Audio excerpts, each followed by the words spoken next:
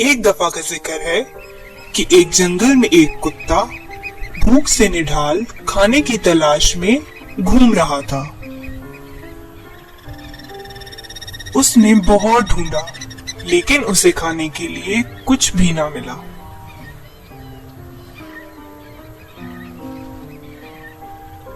घूमते घूमते वो एक मछली की दुकान पे आ गया। वहां उसने जमीन पे गिरी हुई एक मछली देखी। उसने फौरन से मछली को उठाया और खाने के लिए तेजी से वापस जंगल जाने लगा।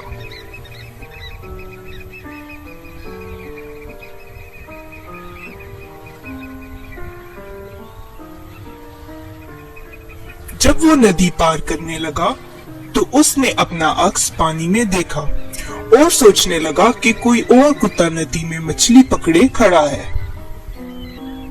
उसके दिल में ख्याल आया कि वो उससे भी मछली छीन ले, लेकिन जैसे ही उसने मछली छीनने के लिए मुंह खोला तो उसकी अपनी मछली भी नदी में गिर गई। फिर इसे ख्याल आया कि वो कोई और कुत्ता नहीं बल्कि इसका अपना अक्स था और वो दूसरे कुत्ते से मछली छीनने की कोशिश में अपनी मछली से भी हाथ धो बैठा। तो इस कहानी से हमें ये सबक मिलता है कि जो चीजें हमारे पास हैं हमें उस पे खुश होना चाहिए और दूसरी चीजों की लालच नहीं करनी चाहिए, क्योंकि लालच बुरी बला है।